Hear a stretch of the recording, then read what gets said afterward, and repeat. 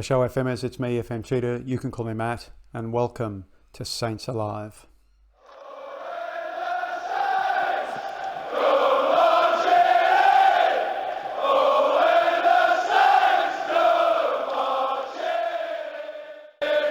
So this is the first episode in our FM fiction series. Southampton, the Saints. I think a team that should do better, shouldn't it? I mean, everything is there. The infrastructure is there, but we keep selling everything to, well, Liverpool, don't we? I mean, you know, look at the club. Good stadium in St Mary's, almost 33,000. Fantastic training facilities at Staplewood, superb youth and training facilities, excellent youth recruitment. We at least have good youth coaching too, and you know, we need to be doing more with that. First team squad as chosen by Martin Semmens, a sort of deep lying 4-4-2 really. Maybe. I think we know some of these names, of course, Danny Ings, Nathan Redmond, of course, you know, Southampton young boy I guess, James Ward-Prowse and Emile Pierre Højbjerg. What the FM fiction saves are about, making this team better, finding that youth, developing that youth over the years, and turning the club into a premiership winning club and competing in Europe. The saves themselves will be short, super tight. I'm not going to, this will be the longest of the lot, but they're going to be super tight because the real story is going to be in the chapters that are posted over at the WordPress page. You'll find the link down below in the description. So we will deal quickly and lightly with the games itself. Maybe we do a save or something like that, but I'd really probably like to focus on behind the scenes stuff, you know, and then build that drama up in the fiction itself. Now, board expectations, well, the culture is just so involved, isn't it? Possession, attacking football, entertaining football, signing under 23s for the first team, developing players for the youth system, working within a wage budget, that's good. Okay, so avoiding relegation is the only expectation. That is terrific. And reaching the fifth round of the FA Cup, fine. We can probably drop that League Cup expectation, might as well. What's great about it is there's nothing about selling youth. I was expecting to see that. We're not seeing it. Good.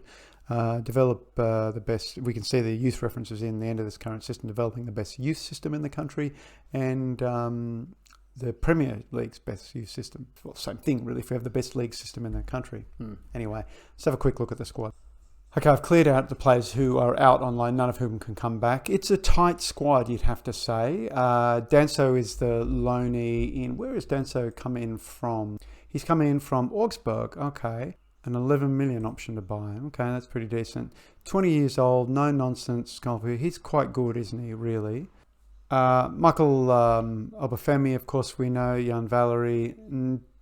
Ndulu, I don't know. Striker, is he? He is a striker. Another striker, 20 years old. He's quite good, isn't he? Yeah, I wonder why he's listed. Probably because we've got 1,000 strikers. Gineppo is he the winger? Yeah, okay, inverted winger. Can he play on the right? Yeah, he can play on the right. Does he have a preference? No, he doesn't. That's good. He's 21. Obviously got room to grow. Jan Bednarak, the Pole central defender. We've got Kyle Walker-Peters on loan, but he's out for ages. Can he be sent back? Doesn't look like it. Ward-Prowse, of course. Che Adams in this season, came in from, is it not Millwall? Where was Birmingham? That's it. 22, I mean, fine. Great support for Danny Ings. There we go. The 23-year-old Angus Gunn, he's the Angus Gunn, he's the Man City goalkeeper.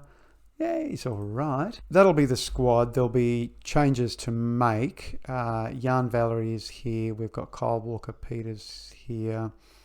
Ori Romeo. Stuart Armstrong is here. Okay. Well, he's flexible. I'll give him that. Isn't not much. Soufiane Boufal is here. Maybe not meant to be here. Michael Obafemi, speed merchant, great determination. Likely to play though? I don't know. Seems unlikely. Redmond on the other hand, yes, the inverted winger. Yeah, can play a little bit here, or the inside forward. Yeah, I mean, solid. Shane Long is still here. This must be his last season, surely. Yeah, sure is. That's probably fine. Oh, he's pretty rip-snorting fast, isn't he, Shane? Maybe two up front. I mean, you know, Ings, Long, Adams, and Obafemi. Maybe two up front is the way to go. And we don't have I mean, Armstrong can play down low, but the problem is our wingers like to play forward. Right wing seems quite. Oh, what about and Ndulu? Yeah, no, not really. Okay, so right wing looks like a bit of an issue there. Got a few injuries here to fullbacks. Anything major? Wow. Yeah. Okay. So Sam McQueen is gone for some time. Okay. So we're going to need a left back. That is for sure. A backup left back. There may be someone. Maybe there's someone down in the under 23s. And Kyle Walker-Peters, who I would have thought was our starter, I guess, he's out for a couple of months. So I guess Jan Valerie will have to step up. But anyway, Danso, Vestergaard, and Jack Stevens are our defenders. I think that sounds good. Let's not mess that up. Obviously, over time, the aim is to bring in as many youngsters as possible. And if we're going to start them, they have to be under 22, as we know the club says. Otherwise, we need to find youth, bring them into our youth system, train them up for the future. Avoiding relegation is the only standard we have this season. So, I mean, you'd hope so, wouldn't you? You'd think so. Let's have a quick look at the under 23s and under 19s. So Kane Ramsey, he was that other right back, wasn't he? He's a right back. Yes, he is certainly no nonsense right back. He is out on loan. Is he returned? He can be recalled. That's quite tempting, really. Who else is out? Tyreek Johnson, he's another lefty we don't need. Him is 20s, quite good, but we don't really need him. That's right. Lamina is out on loan at box to box. Loan cannot be terminated. That's fine. Elanusi is still here. Elanusi, where is he? Is he in Holland? He's playing in Scotland, in fact. He's the right winger we needed, to be quite frank. But okay. Will Smallbone, 19-year-old, another midfielder. I mean, fine. Should probably go out and loan. And Will Ferry, is he the right? No, he's definitely a left wing. Yeah, he can definitely go out and loan. What about in the under 18s? Kegs Chalk. What is he, 16? Oh, Kegs is quite nice, isn't he? But, yep.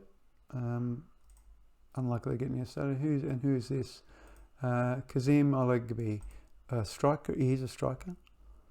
Yeah, I mean, all right. But, they don't look like they're going to be starting for us. So the right wing seems to be a real problem, and we've got too many on the left. I'm thinking that given that we have Musa Gineppo and Nathan Redmond, Buffard looks like the weak link there. Obafemi could be back up on the right, perhaps, and I'm not against that. Certainly got the speed for it, but we're going to need someone decent on the right. That much is for sure. And left is fine. Midfield, Højbjerg, Prowse, Ori Romeo, possibly Armstrong. Does look like we're short a midfielder there. We need a left back, and we need a young left back is what we need. We need to bring someone in young who can keep Bertrand on his toes and also support him if he's injured. And it looks, I'd like to bring in a young right back, or either we bring in a right back or we bring back Kane Ramsey. We just bring in a good right back, and who cares about Kyle Walker-Peters if we just pay the money for a good right back?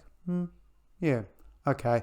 Strikers, not so concerned about. We've got young strikers, we've got established strikers. That looks good. It's a lean squad. A lot of strikers, though. It does make me think, wingers with... Okay, so right wing, left back, maybe a central midfielder. Let's have a quick meeting with the board, shall we? Now, as I said earlier, there's not too much to negotiate, just, really the League Cup, which we won't be able to negotiate here. There's nothing here to negotiate, and I'm not really interested in negotiating any of that. So let's confirm and move on. Let's ask not to be judged on the League Cup. No negotiation to do there in terms of avoiding relegation. Lean transfer budget of just over 11 million, our wage budget, but there's still money to spend. Oh no, the current, but yeah, so there is still almost 200,000 to spend. So we can certainly bring in some okay players. I mean, we only have 11 mil. We sell Soufiane Buffard, maybe, I don't know what we get for him. Maybe we get 10 mil, I don't really know, to be honest. But it looks like he's going to be up for sale. And we bring in at least one good right winger, yeah, and a decent left back, and maybe just a good right back. Yeah, I mean, that's sounding right, isn't it? So schedule-wise, we've got some friendlies here. They're all away, all over the place. Italy, I don't know where the others are. Mountbatten, Hong Kong maybe, I'm thinking maybe Hong Kong.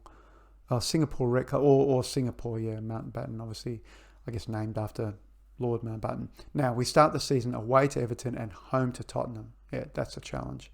Okay, that'll be interesting. So how it works from here is, obviously I will do this save to a certain point, and I imagine I'll come back for, I don't really know, maybe I'll come back for the opening of the season. Each one of these saves will then be reflected in the chapter that you read. We should talk about staff. So staffing wise, not too many gaps to fill there. One gap in the coaching stuff. Obviously we said we had a look at Richard, maybe he's all right.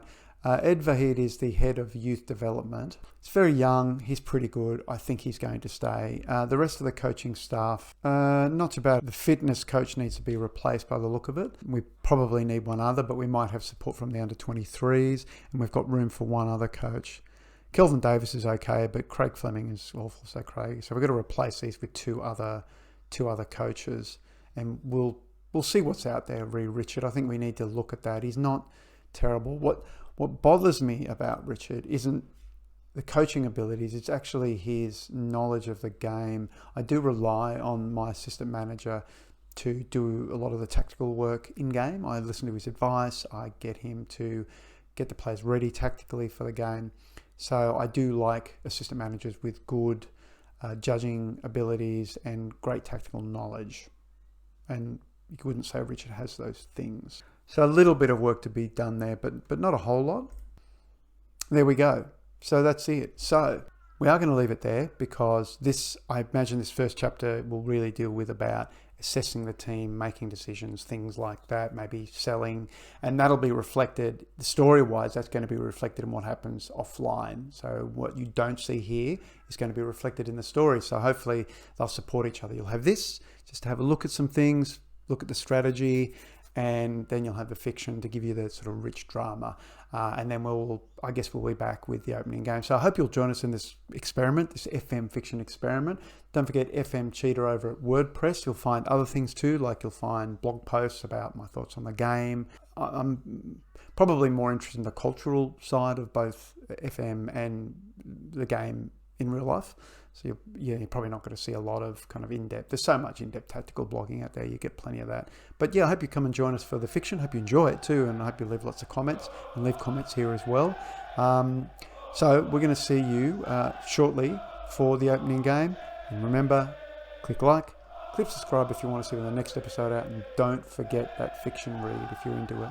Hope you enjoy it. Until then, la serate.